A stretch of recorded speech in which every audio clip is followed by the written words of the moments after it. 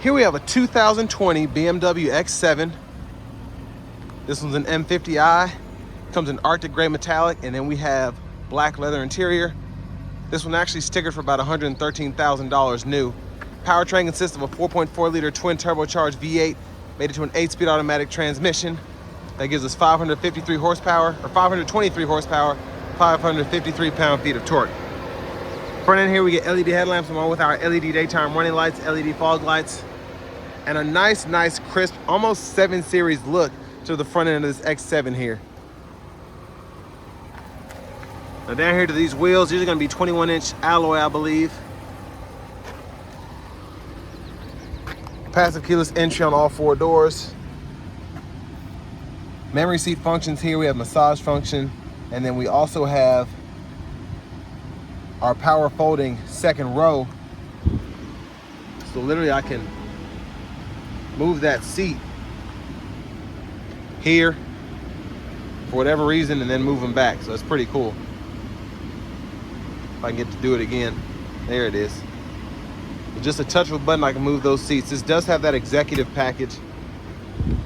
But over here, one touch up and down windows on all 4 doors. Power folding side mirrors with blind spot monitors, and then we can actually adjust the glass on either side there. Power lift gate, power door lock controls, Harman Kardon sound system. Nice wood grain here.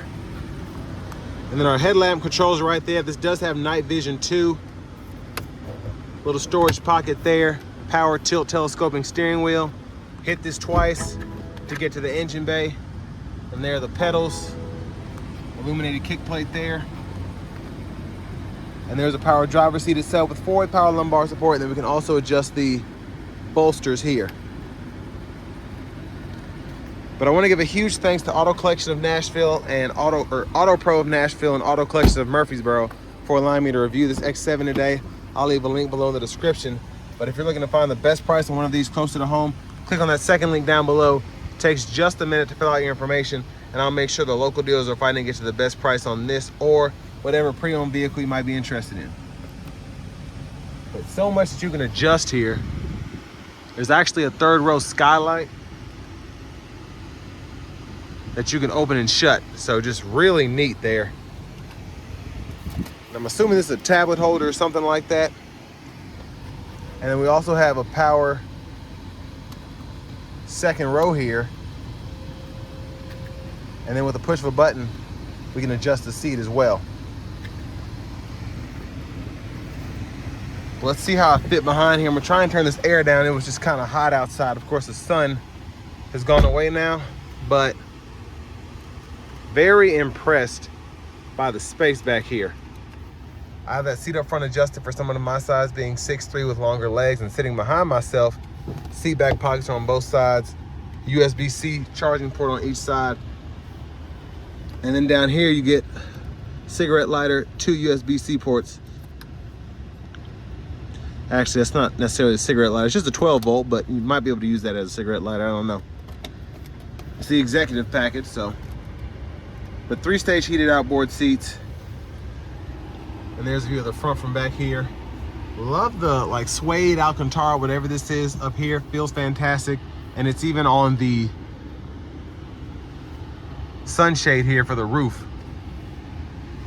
And I'm assuming that this is off track here. It still works, but I think it's supposed to be up there, but I don't know. And there's your 3rd row access there. You also have AC vents or AC controls for the back here, including your 3-stage heated seats for that 3rd row. So pretty impressed. But again, for 113 grand sticker price, you just seem to get a lot here, which is good.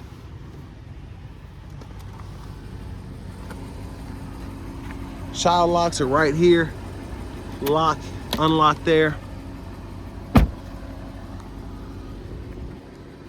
And then to the back end here, I apologize, it's a little dirty. There are your LED tail lamps.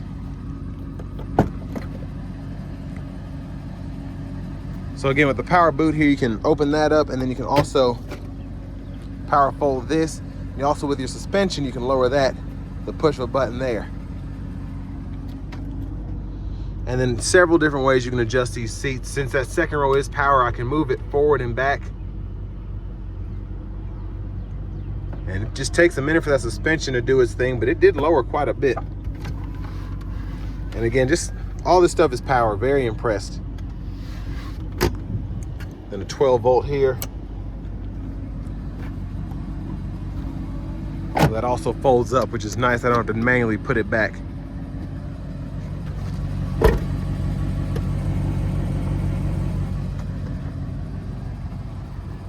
Now to the fuel door. Of course, this is supposed to only take 91. And with this kind of engine, that's all you want to put in there is that premium. But yeah, that just shows you the difference between when it's lowered and when it's up. But it's 5 different suspension settings, I believe, in terms of how you can set it up, which is pretty neat. And then you can just push this here to get that seat if you want space there. And then what it does is moves that seat, then it moves this one. So it's crazy how this is all kind of together here. But then you can also hit this switch here to get it going back and forth. And it moves both the seats. But if that's not good enough for you, you can always just adjust it from the bottom here.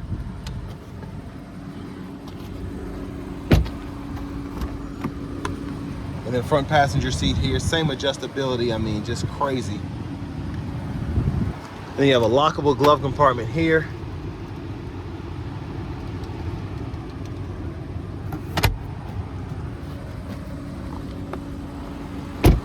Well, let's take a quick look in the engine bay. And again, a 4.4 liter twin turbo V8, 523 horsepower, 553 torque. Let's go ahead and hop in the driver's seat. Actually, I'm gonna show off the blinkers.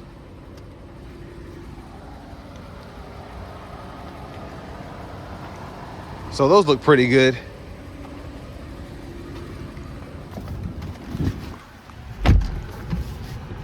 Now that we're back in here, that's the horn sound. And I'm gonna put the suspension back up to where it was. It was right in the middle there. I'm gonna cut the vents down here and go into the audio system here. So we get AM, FM, XM, Bluetooth audio, navigation systems here. Pretty easy to go through that. And then in our settings here, there's just so much you can fool with in the BMW infotainment system. Specifically, the higher you go up in the trim levels, it's wild. And then you have your Apple CarPlay, Android Auto compatibility as well. So a lot that you can really fool with. Backup cameras there, guidelines follow you as you turn the steering wheel. And then you also had the backup assistant here, automatic parking. All of this you can use. Now in your settings here, you have your display settings, climate controls, doors, access, key buttons, all of that there. And then in your general settings, you can change your language, English, Spanish, French, and then your units of measurement, you can actually adjust each of those individually. So you don't have to pick between US or metric. You can change the distance from miles to kilometers and then keep the consumption in miles per gallon for whatever reason. You know, you can just fool with that as you will. Hazards here, and then your intelligent safety, you can turn all that on, set it up individually, or turn it all off. Now for the AC controls, I always like these, how you can adjust right here. And you just have everything down here where it should be, but it's digital, and you get those 3-stage heated cooled seats you can adjust from here. But auto mode for the ACs there, fan direction can be toggled for either side, which is one of the biggest things about BMWs. Again, the big boys especially, it's so cool that you can have it on your feet here, but then have it in your face here. And volume knob is here, mute, change your audio sources of the band there. And then you can assign your presets there. Wireless charging pad, 12 volt USB-A port. And then the cup holders here are pretty neat because you can heat or cool those depending on what you got in there. And then you can just pull this down, and that's wood grain again. Now with this being the ultimate driving machine, there's a lot going on here. You have your dial here, which you can use to go through the actual radio and all of that. Shortcuts throughout. But the suspension, again, you can adjust that here. Electronic parking brake. You have your downhill or hill descent control. And then all of your drive modes are here, and your shifter as well. So Sport, Comfort, Eco, Pro, Adaptive, automatic brake holds there. And then to put it in gear, you just push this button on the side, pull down for drive, press P for park, and then you can also tap up for neutral, hit the button, pull all the way up for reverse. And then you can come over here once you're in drive, and you can manually shift from the shifter, or you can use the paddle shifters right here. But over here, parking sensors, auto stop. And then this actually pulls up your front camera, this button here. And you can see that you get that nice wide, almost panoramic view there. Center console cubby space, you get a USB-C fast charge port in there, also a light so you can see in there. And then there is the beautiful sunroof there. There's a name for this, but I can't remember what it is, because I think you can do that color changing thing. Or maybe you can, I can't remember. But nice sky view there. And then let's see what it does when we slide it back. So one touch there, hit it a second time, it goes all the way back. Not the biggest opening, but again, the skylight is where this shines. Just a nice view in here. But there's a view of the back from up here. SOS, sunroof controls, and then we have all of our buttons here for the roof there, for the sunshade, I should say, in the third row. And then just a regular mirror. Now back to the steering wheel itself. Blinkers are here, high beams, you can flash there. You can change what's being shown in the menu there on the right side by clicking this button. 108,000 miles on here, which is pretty impressive. And then your auto high beams, you can toggle that there. Automatic wipers, one time off, auto low high. You can adjust that auto sensitivity there. And then we do have the rear wiper. And then you can hit either side there for the rear fluid, pull up here for the front fluid. And then our cruise, we can just turn that on, set that, cancel, resume. The limiter's there.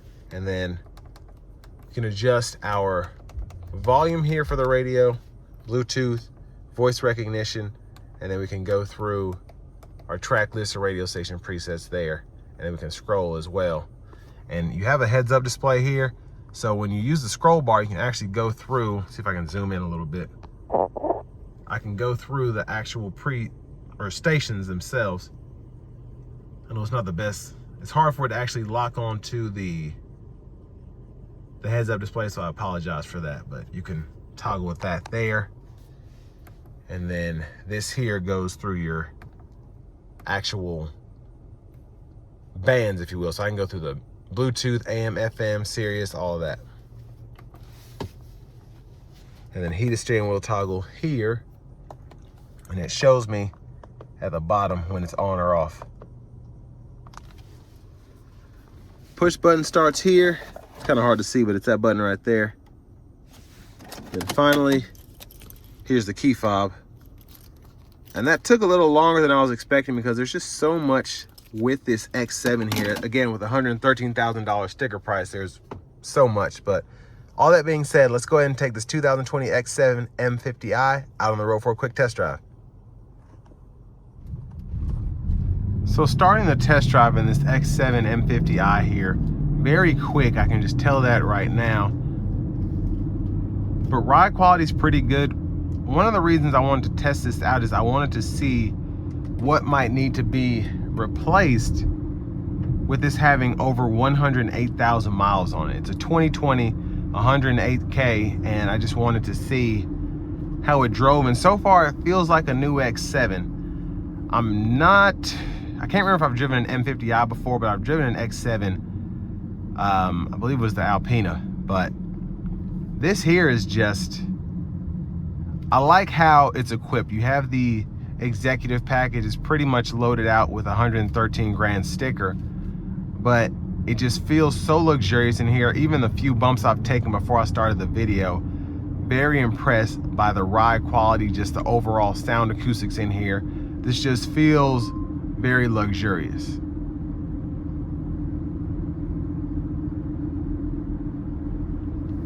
But I mean, with 523 horsepower, 553 pound-feet of torque, even though it's heavy, I'm more intrigued in how this thing gets up and goes. And we're gonna test that out here, getting on the interstate momentarily.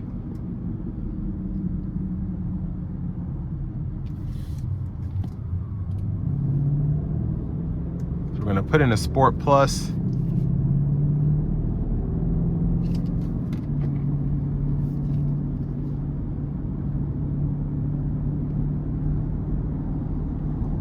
But again, I'm just impressed by how well it's riding. It's riding very nicely. Now with the adjustable suspension, I'm not surprised by that, but I am pleased, if that makes sense. And it looks like I'll have some room to open her up. I'm gonna slow down a little bit.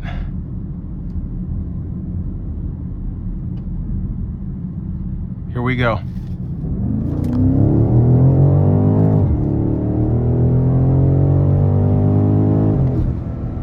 Yeah, that is impressive. Very, very quick. Now with this engine, it's not as, I mean, it's fast, but it's not as fast as it could be. This isn't SUV, it's heavier, so obviously it's not gonna feel the same as in the M50i or something like that, but still, the pull is fantastic.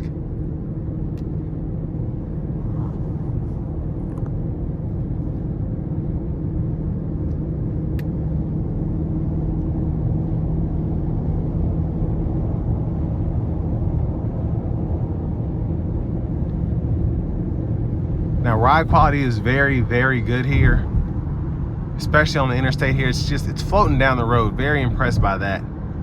But even in sport mode, I mean, not a really intrusive sound coming into the cabin. I'm gonna put it back in a comfort now though.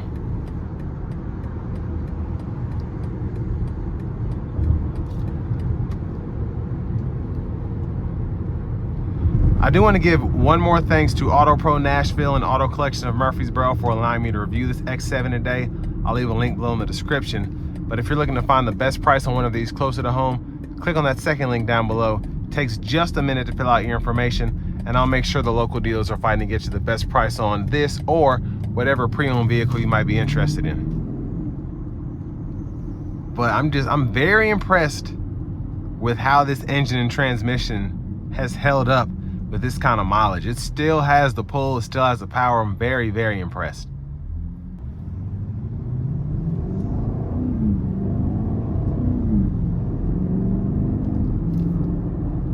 Now, if you're looking at one of these to get and you're coming out of a Tahoe or an Expedition or something like that, there is a learning curve just because this has so much going on here. It's not one of those that's necessarily meant for hauling the kids around. It kind of is, but it's still a performance vehicle first, and that's just what you get with BMWs most of the time, specifically when you start getting into the higher numbers, so the 5s, 6s, 7s, 8s, and then if you add an M on top of that, it's meant to be quick, it's meant to be fast, it's meant to be fun to drive, and everything else is almost like secondary, because BMW's powertrains are just so quick, they're so tuned, they're just so much fun to use. But if you're coming out of a Tahoe or an Expedition, you're gonna be pleasantly surprised by the power, but the overall, what you're used to, this drives more like a car than a Tahoe or an Expedition, in my opinion. So for most people that would be good, but it might take some getting used to going back to something that feels like this.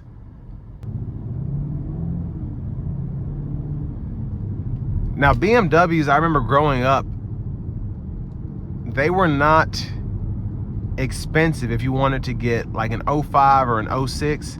If you wanted to get a 2000 or 2001 BMW, they were pretty darn cheap. And part of the reason for that was they were so expensive to fix. So most people did not want to buy these things 2 or 3 years down the road.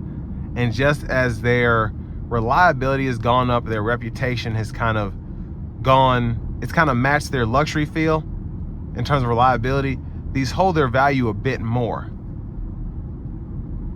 So even this is like a 37, 38 grand vehicle right now. But I think it's worth every penny because it still has the power, it still has the luxury, and it's just still fun to drive. So with all that being said, this will bring me to the end of my review of this 2020 BMW X7 M50i.